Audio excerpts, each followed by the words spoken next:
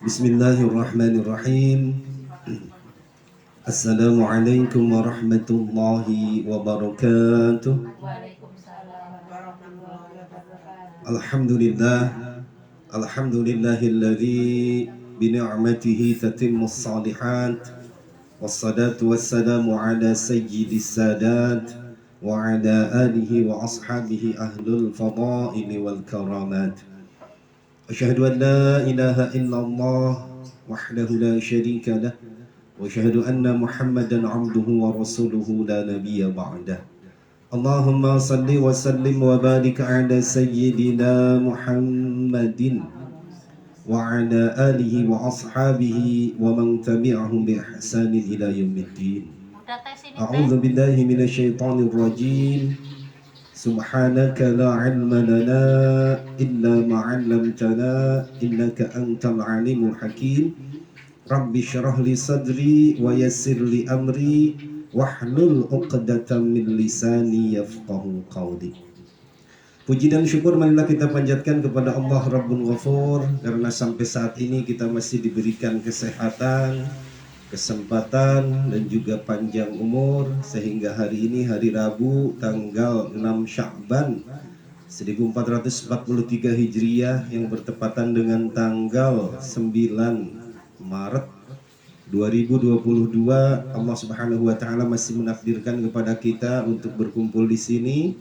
Semoga langkah ibu-ibu, pengorbanan ibu-ibu, dandannya ibu-ibu, Allah Subhanahu wa taala catatkan sebagai catatan amal kebajikan. Amin ya Allah ya rabbal alamin. Mudah-mudahan ibu-ibu tetap semangat ya, tetap istiqomah kita mengaji. Karena salah satu tanda bahwa kita punya rasa cinta, salah satu tanda bahwa kita punya semangat untuk berbuat kebaikan adalah adanya perencanaan. Jadi kalau di dalam hati kita punya rasa cinta, punya rasa semangat untuk ibadah, itu biasanya direncanakan. Ya contoh kecilnya misalnya tadi ibu-ibu belum ngaji aja udah berencana mau ke Bogor. Kemana tadi teh atuh? Oh dari kemarin. Mau kemana? Mau ke Taman Air atau mau ke puncak apa tadi? Ya itu kan berarti kalau direncanakan itu kan berarti kita ada semangat. Kita tuh seneng, suka, cinta kalau kita direncanakan.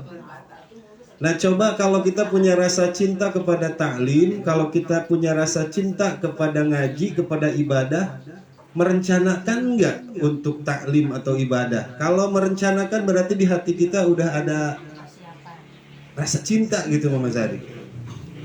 Tapi yakin sih ya, ibu-ibu ya alhamdulillah, ntar kan suka nanya hari Rebo apa ya makanannya?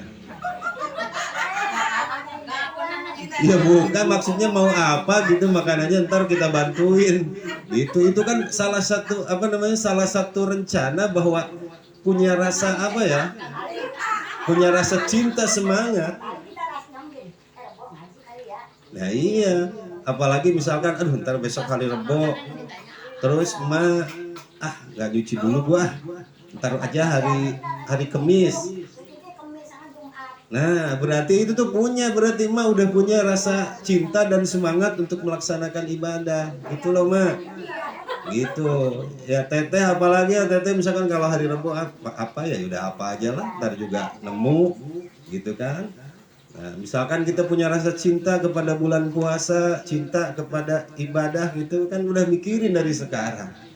Mestinya kita beli baju itu mak bukan lebaran. Sekarang mah kalau mau beli baju. Nah, iya. Ya artinya buat apa coba? Kalau lebaran mah lebaran dipakainya cuma sehari. Mah beli baju, pakaian, seperangkat misalkan habis 1,5 juta dari mulai sendal, kaos kaki, ada bener baju, gamis, kerudung, apa namanya ini yang buat bros, segala macam dipakai itu untuk 1 hari coba, untuk hari lebaran doang. Itu pun hari lebaran emak pakainya cuma 2 jam. Nah iya. Lah coba aja deh, Mama Cindy habis sholat Id misalnya, pulang ke rumah salaman doang. Udah kira-kira jam 10 udah pada makan, lihat ke tabur. Ya Allah, itu cucian piring sampai numpuk. Pakai daster, dipakainya cuma 2 jam, Mak. Nah makanya kalau kita punya uang nih sekarang, beli, Mak, persiapin pakaian terbaik kita untuk menghadapi Ramadan. Ramadan mah setidaknya sebulan kepake tuh mah buat tarawih, mukena ya, buat persiapin lah pokoknya. Nah kalau kita punya rasa semangat, punya rasa cinta, tentu kita direncanakan dari sekarang. Nah baik, ibu-ibu yang insya Allah dimuliakan Allah Subhanahu Wa Taala, alhamdulillah pada kesempatan hari ini pun juga Teteh bersyukur kepada Allah Subhanahu Wa Taala bahwa sudah menghatamkan Al-Quran ya, insya Allah. Ya, emak tuh 23 insya Allah Rebo depan ini.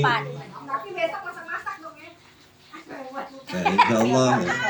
Nah mudah-mudahan ini menjadi motivasi ya buat ibu-ibu, juga mudah-mudahan nanti kita doakan Teteh, dan juga semoga kita pun juga emak ya sebentar lagi ya, juga yang lainnya ya, mudah-mudahan ini menjadi motivasi.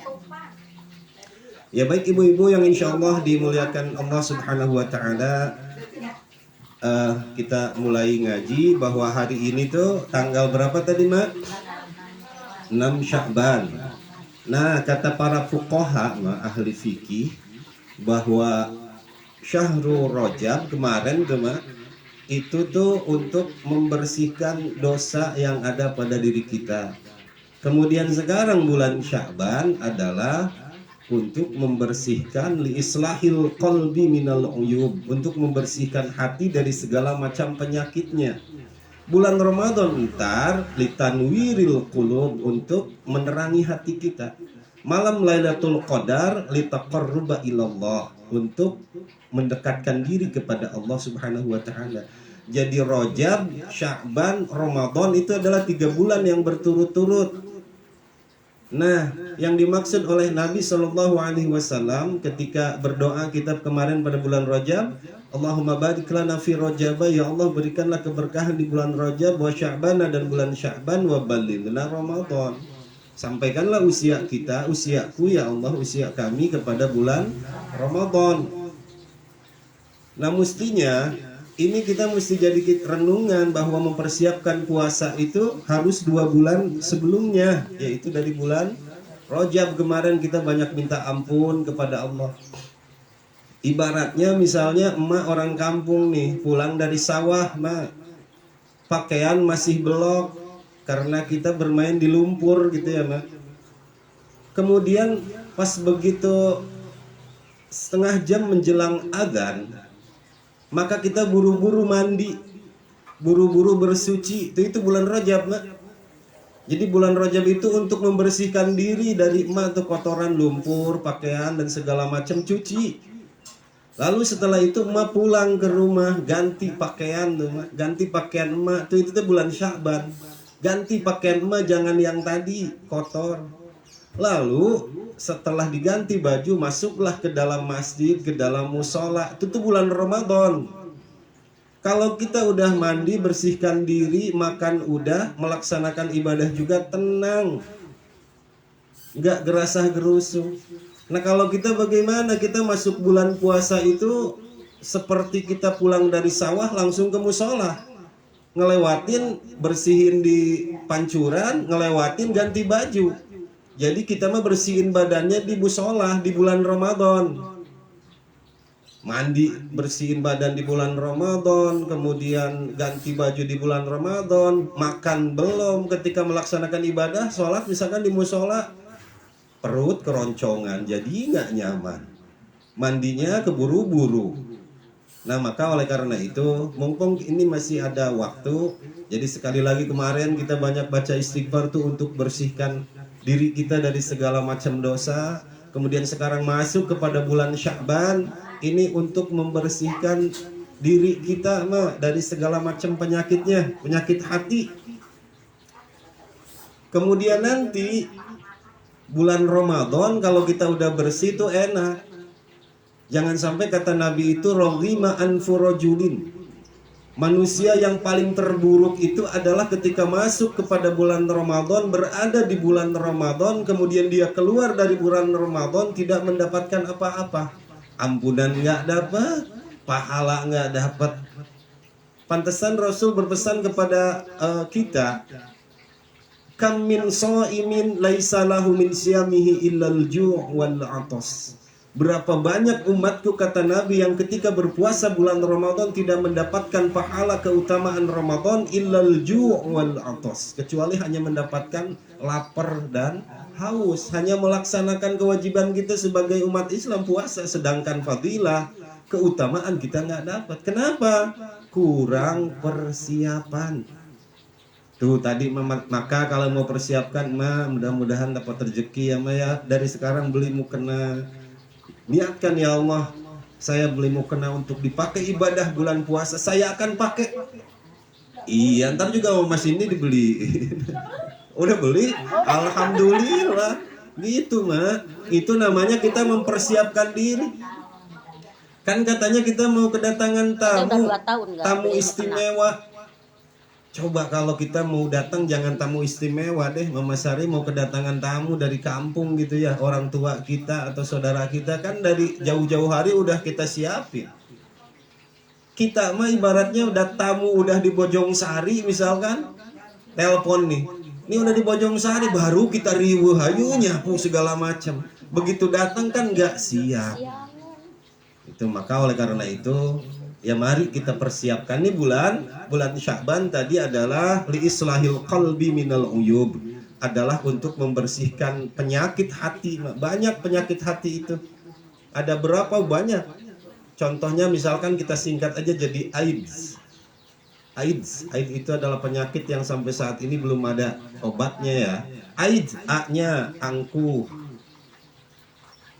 Ya, angkuh, I-nya iri, D-nya dendam, dengki, S-nya serakah. Oh iya. Pakai J berarti AIDS. Iya, pakai AIDS ya. Itu mah yang harus kita kita obati nih di bulan Sya'ban. Ya dengan apa? Ngobati diri sendiri ya. Waalaikumsalam warahmatullahi wabarakatuh. Sini biar hangat Bapak Is. Waduh, iya. Bapak Is, makanya pengen anget nggak? Ya udah.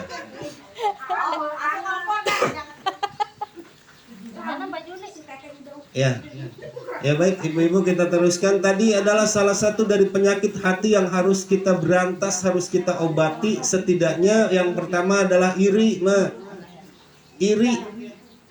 Iri itu merasa nggak nyaman hati gitu kalau ngelihat orang lebih tinggi daripada kita.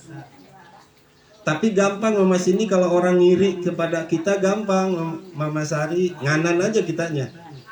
Nganan apa San? Ya kan dia ngiri ke kita, ya kita nganan. Baru connect. Malu, Mama udah lemot.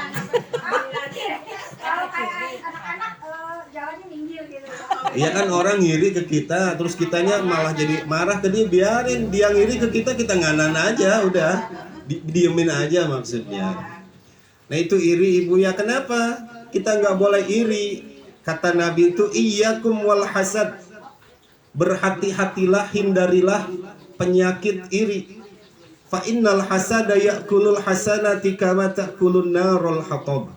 Karena iri, kalau kita irian nih orangnya, irian jaya kepada orang, itu akan memakan semua kebaikan kita, seperti membakarnya api terhadap kayu. Itu kayu yang kering kemudian dibakar. Itu kayu itu amal kita yang banyak dinumpuk kayu kemudian dibakar, ya Rabbana 5 menit aja habis kita ngumpulin ibadah amal kita lama bener, susah kita ngumpulin, malas kita terajang, malam dingin kita wudhu, punya rasa iri di dalam hati kita, habis tuh amalan yang segitu banyaknya. Silakan Bayan. Waalaikumsalam warahmatullahi.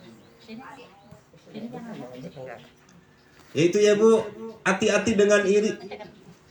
Nah, tetapi Rasulullah Shallallahu Alaihi Wasallam bersabda bahwa ada iri yang boleh, bahkan dianjurkan oleh Rasulullah Shallallahu Alaihi Wasallam, yang mana la hasada illa fi ithnataini.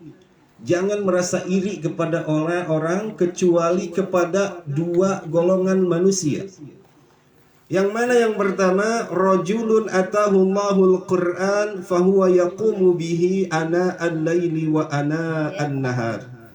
Satu, kita boleh iri kepada seseorang manusia laki-laki atau perempuan yang dia bisa membaca Al-Qur'an dengan baik, apalagi dia hafal, kemudian mengamalkannya di dalam kehidupannya sehari-hari, baik siang ataupun malam.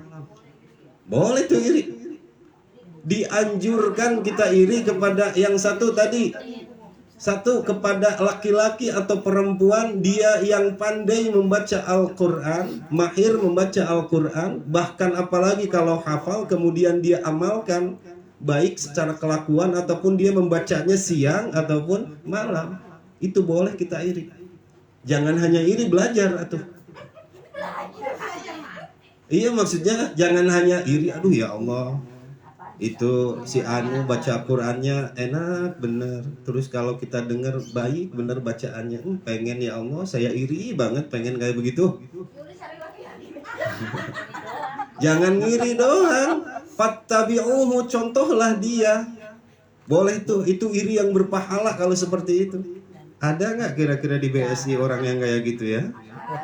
Alhamdulillah, mudah-mudahan ibu-ibu semua termasuk orang yang irian kepada orang yang bisa membaca Al-Quran dengan baik, apalagi kepada orang yang bisa menghafalnya.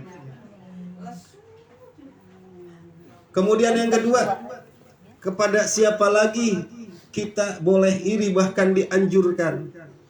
Wa rajulun a'tahu malan fahuwa tunfiqu minhu ana al-laili wa ana an-nahar. Boleh kita iri, bahkan dianjurkan kepada seorang laki-laki atau perempuan yang Allah Subhanahu wa taala karuniakan harta kepadanya, kemudian fahuwa tunfiqu minhu, kemudian dia menginfakkan hartanya di jalan Allah baik siang ataupun malam. Tuh kita harus iri tuh sama orang yang kayak begitu. Ada di sini, ada nih Mama Sari. Kita lihat bentar-bentar ada syukuran ya. Bentar-bentar ada santunan. Kudu iri tuh kita. Boleh kita iri, malah itu iri kalau kita iri kepada Mama Sari itu tuh berpahala. Apalagi iya iri kan kita minta. Nah makanya kita minta kepada Allah, ya Allah berikan kepadaku harta, berikan kepadaku kekayaan, saya ingin seperti Mama Sari ya Allah, setiap malam Jumat ngasih ke musola, ada ini ngasih gitu tuh. Itu ya boleh kita iri seperti itu. Yang nggak boleh itu kayak Fir'aun, apa? Korun ya. Korun itu kan awalnya begitu. Korun itu awalnya minta kepada Nabi Musa alaihissalam, wahai Nabi Musa, tolong doakan saya agar menjadi orang kaya. Nabi Musa nanya kepada Harun, kepada Harun, siapa? Korun, wahai Korun, ponakanku, bukan keponakan ya, jadi anak. Korun itu anak dari pamannya, sepupu berarti ya. Terus untuk apa wahai sepupuku Korun kau ingin kaya? Wahai Nabi Allah Musa, barangkali udah kaya mas saya sholatnya jadi tenang. Nanti saya kalau udah kaya musodakoh ke masjid.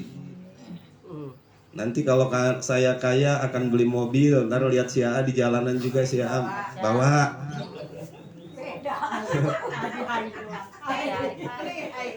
Ya itu niatnya, yang pertama itu niatnya kayak gitu.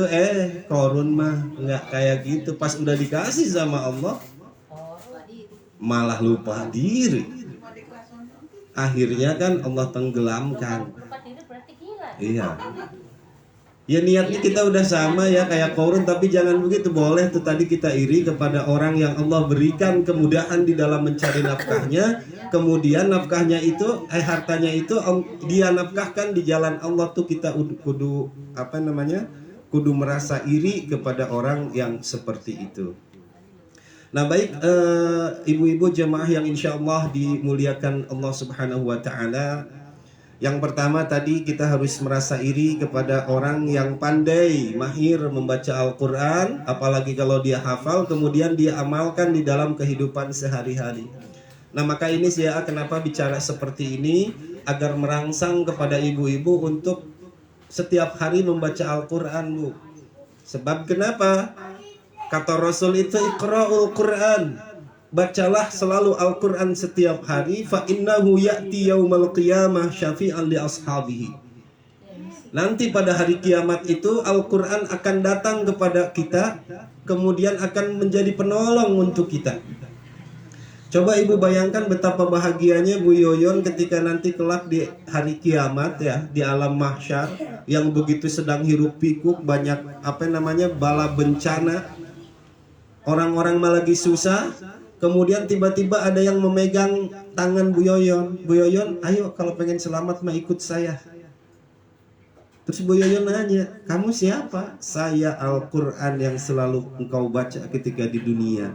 Tuh yang lain malah lagi riweuh, lagi berenang di keringatnya sendiri akibat dosa-dosanya. Bu Yoyon mah enak ada yang ngajak. Aduh pengen banget kita kayak begitu. Nah maka oleh karena itu iqra'ul Quran, baca Al-Quran setiap hari. Al-mahiru, orang yang mahir membaca Al-Quran di akhirat ma'al malaikatil bararah, beserta dengan malaikat yang mulia.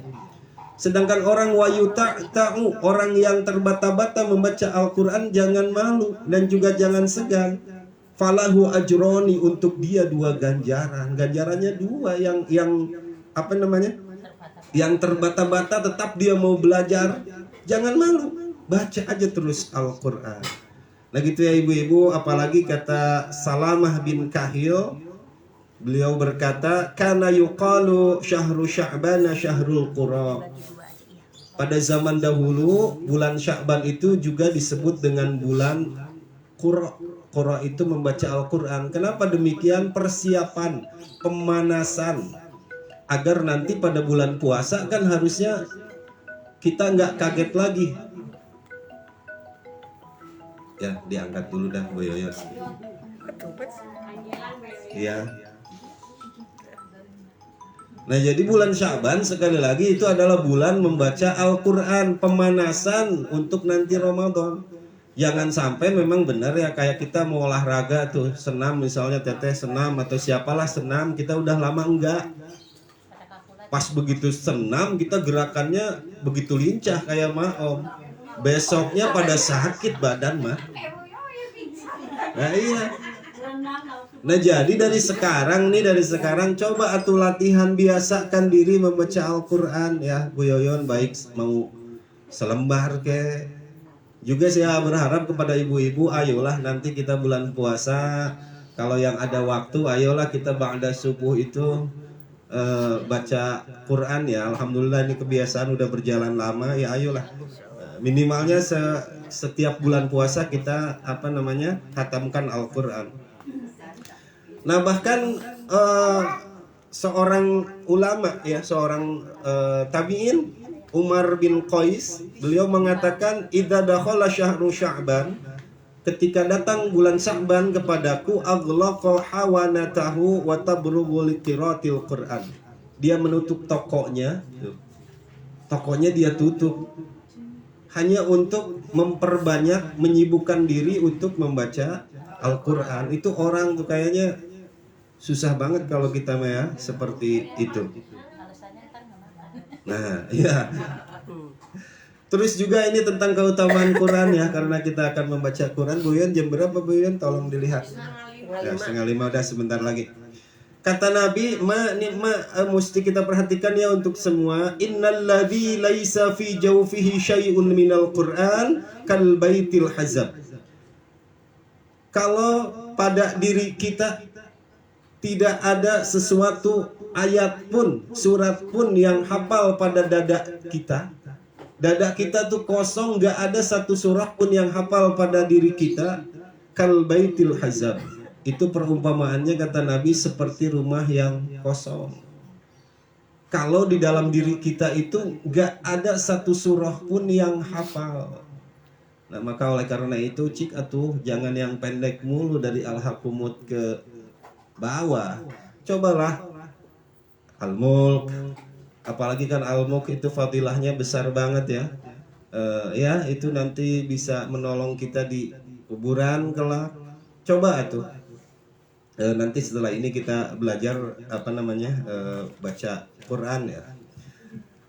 Nah itu kenapa kita harus hafal dan sering mengulang-ulang Al-Quran, karena kata Nabi itu bahwa lepasnya hafalan Al-Quran dari hati kita itu lebih cepat daripada lepasnya seekor unta dari ikatannya.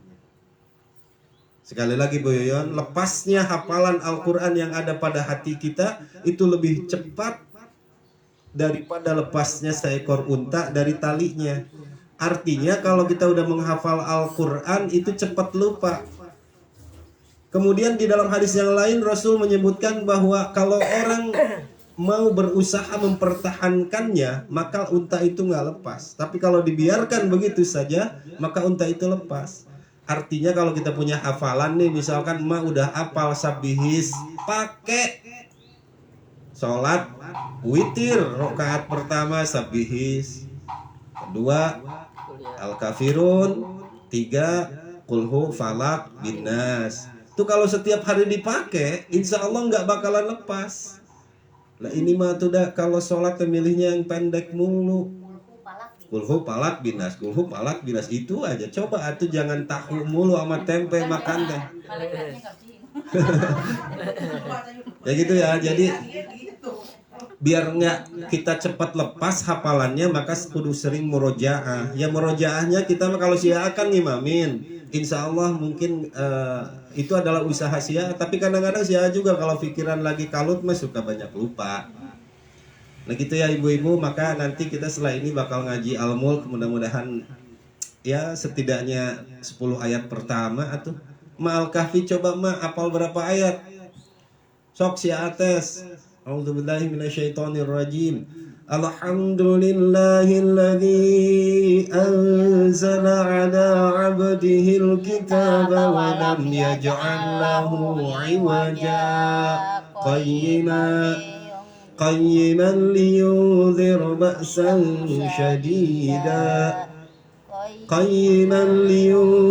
بأسا شديدا من لدنه ويبشر المؤمنين الذين يعملون الصالحات أن لهم pinter makithina.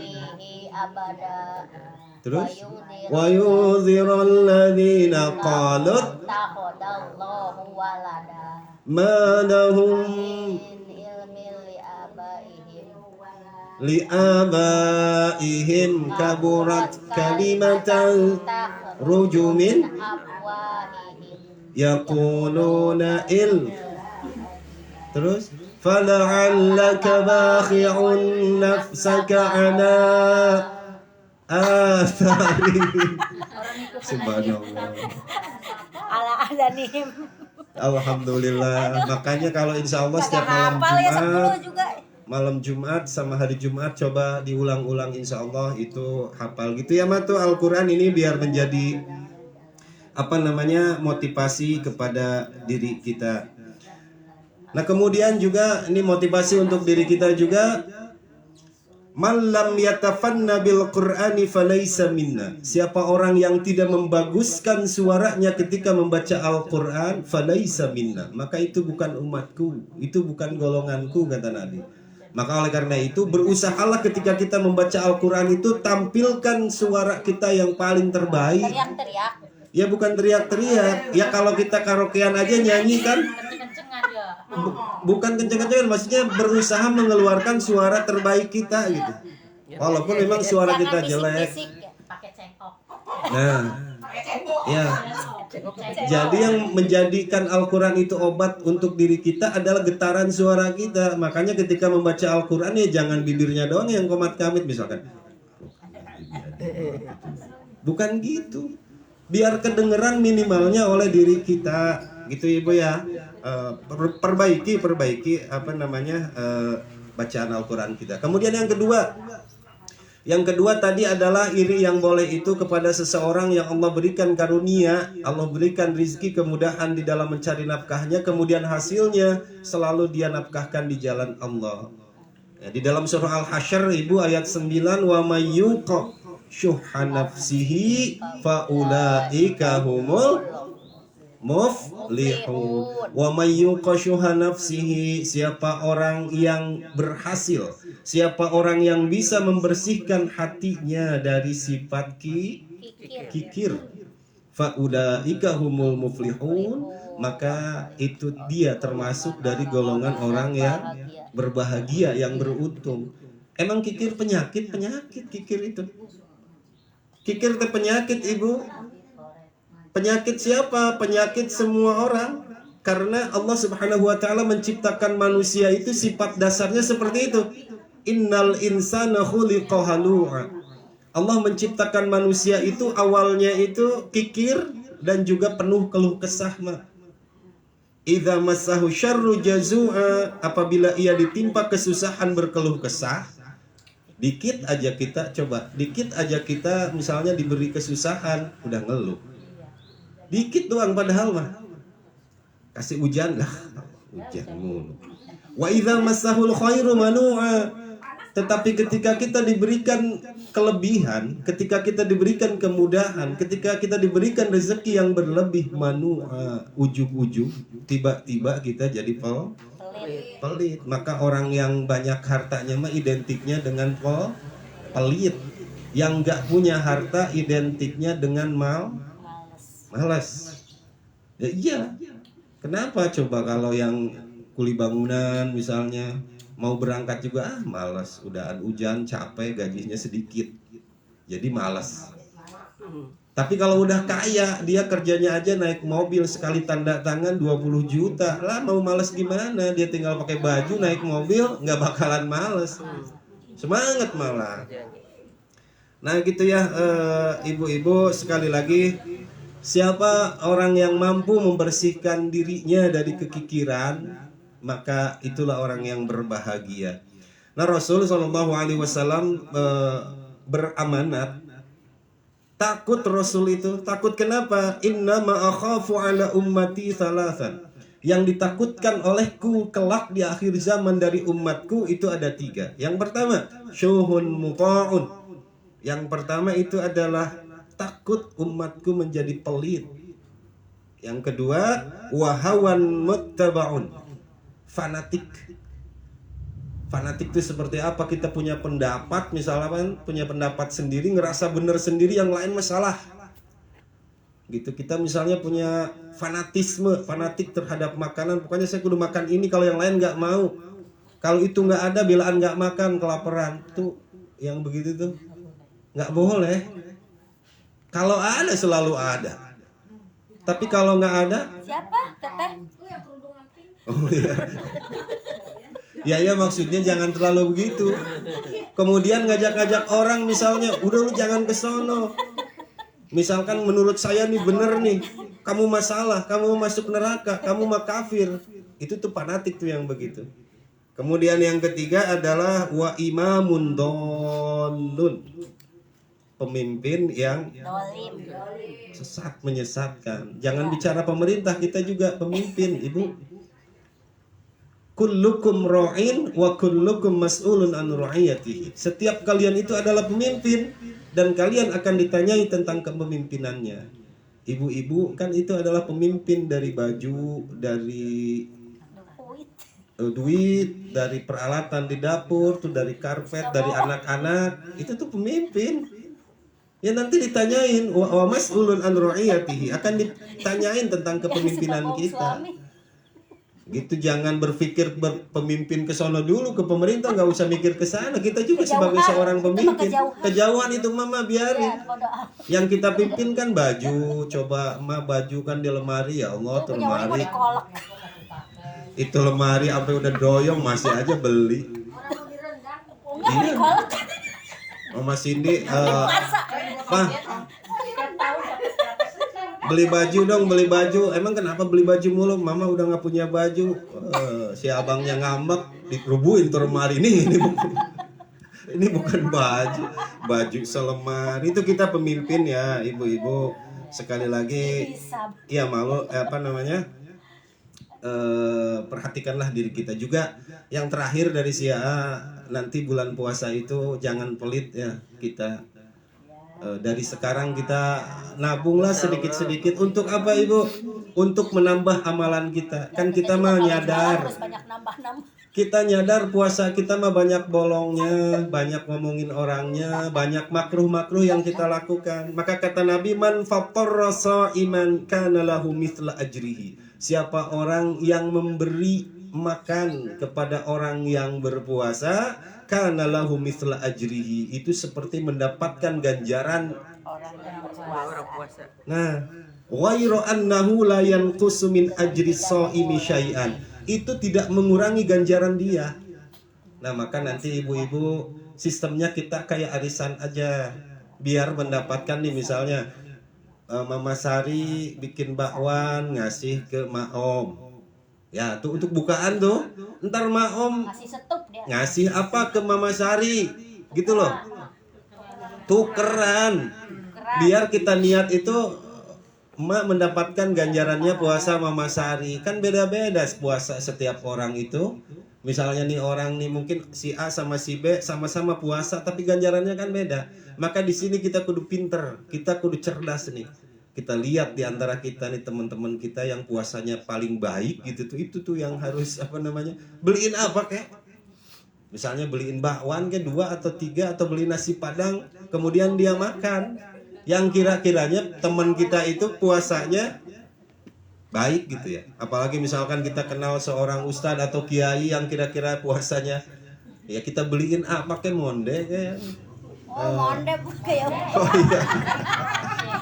Oh ada malu atuh masih yang nggak enak mah biar dimakan gitu loh. Tetapi oh iya maksudnya jangan monde atau apa kek, kalau beliin nasi padang ya sederhana misalnya, atau jangan kari minang gitu kalau punya uang. Tetapi setidaknya kita main kecil-kecil dulu tadi, mainnya arisan tuh ya, yang pasaran mah jadi istilahnya segang kita aja nih, udah main tuker-tukeran agar misalnya puasa nih hari ini Mama Cindy kan ngasih saya mah udah teh manis jeruk aja, lemon gitu ya.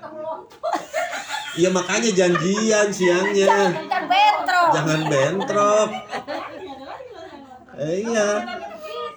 Jadi emak tukeran sistemnya. Misalkan ya Allah saya niat ngasih bukaan nih kepada Mama Sari juga ngasih. Ya kan kita puasanya jadi double ganjarannya.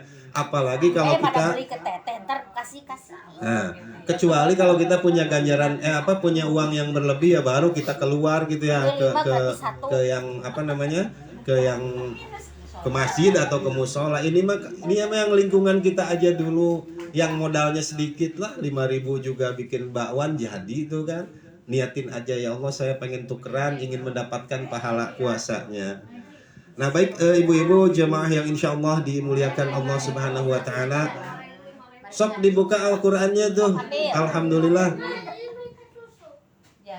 Alhamdulillah itu Al-Quran sodakoh dari Pak Suryadi ya. Ini cocok buat ibu-ibu, sok dibuka ibu Al-Qurannya. Soalnya Al-Qurannya besar. Gede. Buka juz 29 ya, Tabarok. Ya nggak apa-apa. Keguguran. Wois.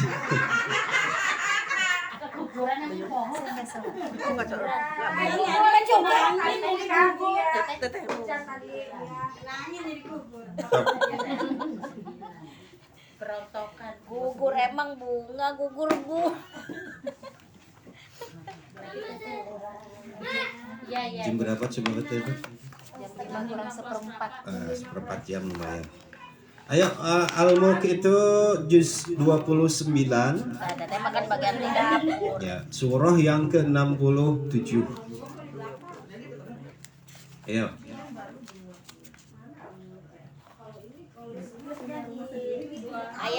Halaman 440. Ya, halaman 449. di atasnya senok. 12. Ya, baik, kita Sok udah ketemu belum?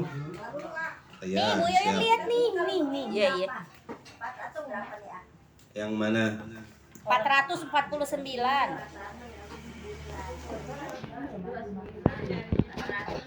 Saya juga nggak tahu. Nih ya, ini tuh kompornya angetin. Mau dicoba. Masih jauh tuh, Bu. Masih jauh. Jauh. Nah, terus. Masih yang paling pinggir. Iya, Terus. cara tahu. Terus, Mbak. Terus lagi terus. Kecilin aja. Pusing nyari ini jadi Apa? pusing. Masih. Kecilan Mama Cindy. Tapi dia mah pakai kaca. Nggak tahu mau numpang kayak gini. Udah 30.